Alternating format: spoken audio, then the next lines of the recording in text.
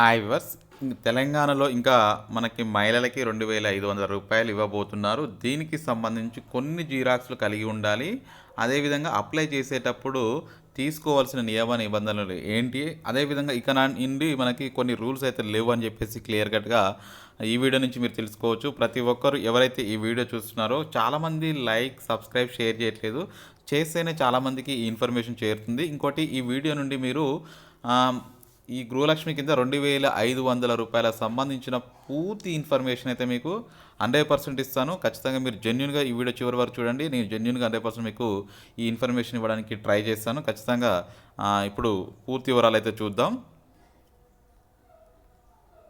యాక్చువల్‌గా మనకి తెలంగాణలో మహిళలకి ఫస్ట్ గుర్తుపెట్టుకోవాల్సిన విషయం ఏంటంటే, ఫస్ట్ కావాల్సిన డాక్యుమెంట్స్ అయితే చూద్దాము. రిక్వైర్డ్ డాక్యుమెంట్స్, తర్వాత విధి విధానాలు. మినిమం ఈ వీడియో 10 మినిట్స్ ఉంటుంది. ఎవరు కూడా అధైర్యపడదు. ఖచ్చితంగా ఎండ్ వరకు చూడండి. పూర్తి సమాచారం అయితే వీడియోలో దొరుకుతుందండి మీకు.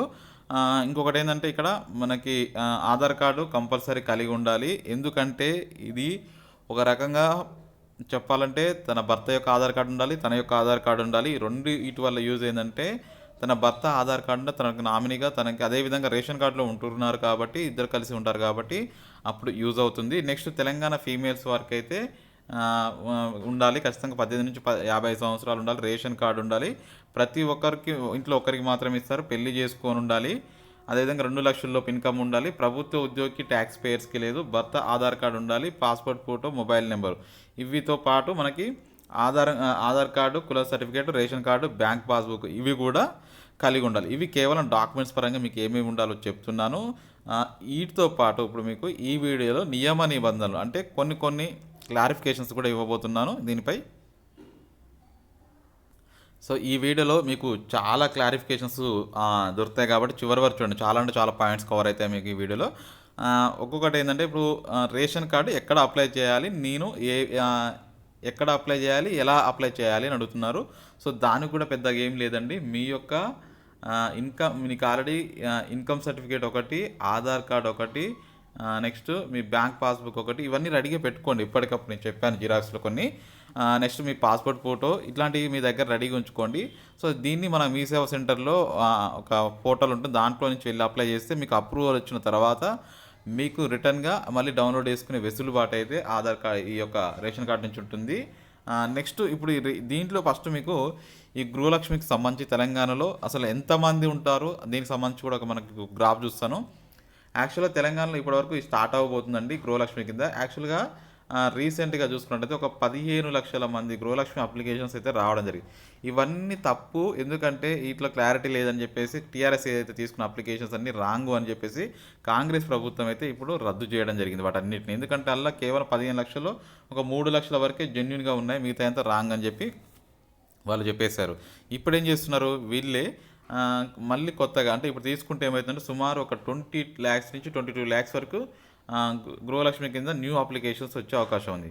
ఒకవేళ వీళ్ళు కనుక ఎలాంటి నియమ నిబంధనలు పెట్టకుండా తీసుకుంటే 35 lakhs to 38 lakhs మధ్యలో అప్లికేషన్స్ వస్తాయి. కాకపోతే ఏం చేస్తున్నారంటే వీళ్ళు గవర్నమెంట్ ఎంప్లాయీస్కి ఇవ్వట్లేరు. నెక్స్ట్ గుర్తుపెట్టుకోండి, ఇది ఇలా చేయడం మంచిదో లేదో కూడా మీరు వీడియో కింద కామెంట్ సెక్షన్లో చెప్పండి. నెక్స్ట్ ఇంకోటి ఇన్కమ్ ట్యాక్స్ పేయర్స్కి ఇవ్వట్లేరు. ఇన్కమ్ ట్యాక్స్ పేయర్స్ కూడా రేషన్ కార్డ్ గవర్నమెంట్ హోల్డర్స్కి, ఇన్కమ్ ట్యాక్స్కి, అదేవిధంగా రేషన్ కార్డ్స్ లేని వారికి కూడా వేరే రీజన్స్ తోటి ఈ ముగ్గురికి ఖచ్చితంగా ఇవ్వకుండా చెప్తున్నారు. సో ఖచ్చితంగా ఏంటంటే అప్పుడు ఏమవుతుందంటే తగ్గుతుంది అప్లికేషన్. అప్పుడు 20 నుంచి 22 లక్షల అప్లికేషన్స్ వచ్చే అవకాశం ఉంటుంది. దీనివల్ల ప్రభుత్వానికి కొంచెం భారం తగ్గే అవకాశం ఉంటుందని చెప్పేసి వీళ్ళు చెప్తున్నారు. ఏదేమైనా ఒక గుడ్ న్యూస్ అని చెప్పుకోవచ్చు. గవర్నమెంట్ జాబ్ చేసే వాళ్ళ మదర్స్కి ఇస్తారా అని అడుగుతున్నారు. సో మోస్ట్లీ అయితే రాదండి. ఎందుకంటే వాళ్ళకి ఆల్రెడీ గవర్నమెంట్ జాబ్ చేసే వాళ్ళ మదర్కి అతని ఆధార్ కార్డ్ ఏమంటారు రేషన్ కార్డులోనే ఇంక్లూడ్ అయి ఉంటారు కదా. సో రాదు. ఇంకోటి ఇన్కమ్ ట్యాక్స్ పే చేసే వాళ్ళకి వస్తుందా అంటే వాళ్ళకు కూడా రాదు. కాకపోతే ఎప్పుడైతే మీ మదర్ని ఇప్పుడు ఎగ్జాక్ట్లీ ఇప్పుడు మనకి కొంచెం ఛాన్స్ అయితే రావడం జరిగింది. మీ మదర్కి సపరేట్ రేషన్ కార్డు, మీరు కూడా సపరేట్ రేషన్ కార్డు తీసుకోండి. ఇప్పుడు ఎందుకంటే మార్పులు చేర్పులు ఉన్నాయి. ఏదైనా తొలగించాలన్నా, యాడ్ చేయాలన్నా, కొత్తవి రేషన్ కార్డ్స్ తీసుకోవాలన్నా ఈ నెల 28 నుంచి ఇస్తున్నారు. అటువంటి అప్పుడు ఏంటంటే మీరు సపరేట్గా అయినారనుకోండి. అప్పుడు ఛాన్స్ ఇప్పుడు కొంతమంది సాఫ్ట్‌వేర్ జాబ్ చేస్తున్నారండి. సో, సాఫ్ట్‌వేర్ జాబ్ చేసే వాళ్ళకేమైతుంది ఇన్‌కమ్ టాక్స్ పేయర్స్ వాళ్ళు. సో, ఇన్‌కమ్ టాక్స్ పేయర్స్‌కి రాదు అని చెప్పారు. అంటే కుటుంబంలో వాళ్ళ మదర్ గాని అట్లా ఉన్నప్పుడు. అటువంటి సమయంలో మీరు సెపరేట్ రేషన్ కార్డ్ తీసుకోండి. అదే విధంగా నెక్స్ట్ ఏం చేస్తారంటే మీ మదర్‌కి సెపరేట్ రేషన్ కార్డ్ చేయండి. అప్పుడు ఈజీగా మీకు వచ్చే అవకాశం అయితే ఉంటుంది. నెక్స్ట్ ఒకవేళ మీరు మీ భార్య వరకు సెపరేట్ చేసినప్పుడు మీరు ఇన్‌కమ్ టాక్స్ పేయర్స్‌గా ఉన్నప్పుడు అప్పుడు రాకపోవచ్చు బహుశా మేబీ. అట్లాంటప్పుడు సిచ్యువేషన్ వేరు. మళ్ళీ ఇంకోటి ఆల్రెడీ మా మమ్మీకి రేషన్ కార్డ్ ఉంది. పెన్షన్ గూడా వస్తుంది. గృహలక్ష్మి రాదా అని అడుగుతున్నారు. పెన్షన్ అంటే ఇప్పుడు మనకి కామన్‌గా ఏంది వితంతు పెన్షను ఒక 2005 ఒక ఇప్పుడు రూ. 4000 చేశారు తెలంగాణలో రానున్న రోజుల్లో. సో, రూ. 4000తో పాటు ఇది గూడా తీసుకునే అవకాశం ఉందా?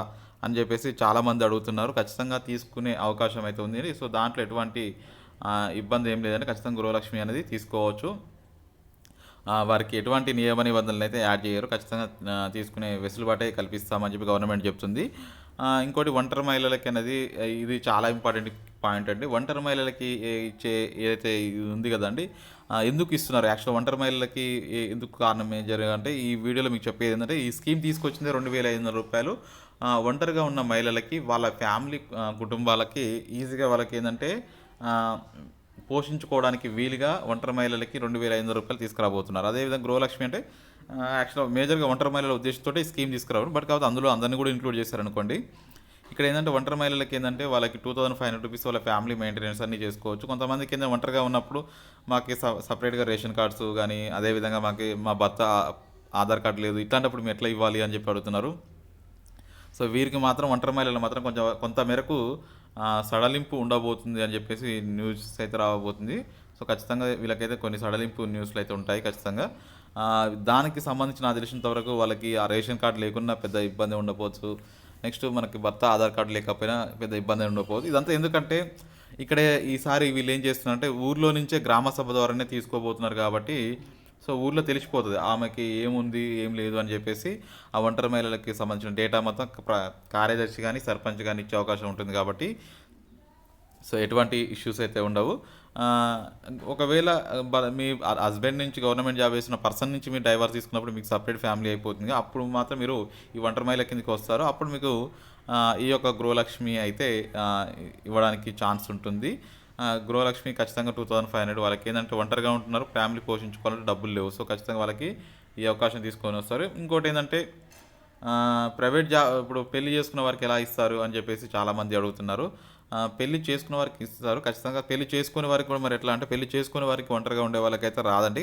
ఆహ్, ఎందుకంటే పెళ్లి చేసుకోవాలి అని చెప్పేసి అయితే చెప్తున్నారు. ఎందుకంటే చాలామంది పెళ్లి చేసుకోకుండా ఆహ్, మేము ఒంటరిగా ఉన్నాము. మాకు కావాలని చెప్పేసి చాలామంది అడుగుతుంటారు. సో, ఇది కరెక్ట్ వే కాదు. ఎందుకంటే గవర్నమెంటే చెప్తున్నది. యాక్చువల్‌గా ఏందంటే పిల్లలు ఉన్న వాళ్ళకి పోషించుకోవడానికి ఆమెకి ఇది అవసరాల కోసం అని చెప్పేసి అంటున్నారు. సో, దాన్ని దృష్టిలో పెట్టుకొని ఈ స్కీమ్‌లో అయితే ఈ ఇంప్లిమెంటేషన్ అయితే ఉంటుండొచ్చు అని అనుకుంటున్నాను. నెక్స్ట్ ఇంకొకటి బ్యాంక్ అకౌంట్ ఖచ్చితంగా ఉండాలి. ఏ బ్యాంక్ అయినా సరిపోతుందా? ఎవరెవరు ఇయ్యొచ్చు?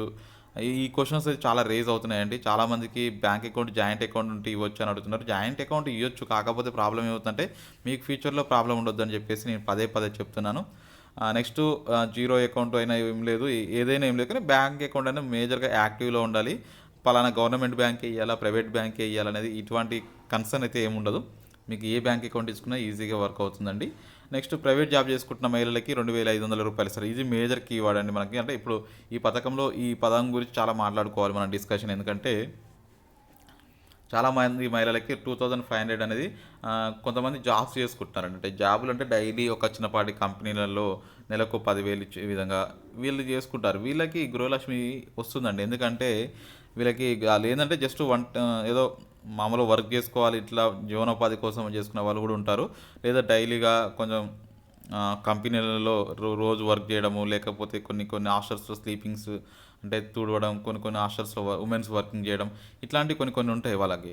సో, అటువంటి వాటిలల్లో అయితే చేసిన వారికి ఏం కట్ చేయరండి. ఖచ్చితంగా ఈ 2500 అనేది వాళ్ళకైతే ఖచ్చితంగా ఇంప్లిమెంట్ అయితే చేయబోతారు.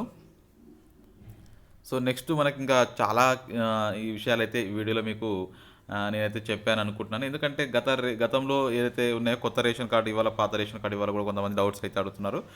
న్యూ రేషన్ కార్డ్ ఇచ్చిన తప్పులేదండి. అదేవిధంగా ఓల్డ్ రేషన్ కార్డ్ ఇచ్చిన తప్పులేదు గానీ, చేంజ్ అయిన తర్వాత ఏదైతే ఉందో మీ దగ్గర ఉన్న రేషన్ కార్డ్ అది ఇస్తే సరిపోతుందని దాన్ని దృష్టిలో పెట్టుకొని ఈ వీడియోలో మీకు చాలా ఇన్ఫర్మేషన్ అయితే చెప్తున్నాను.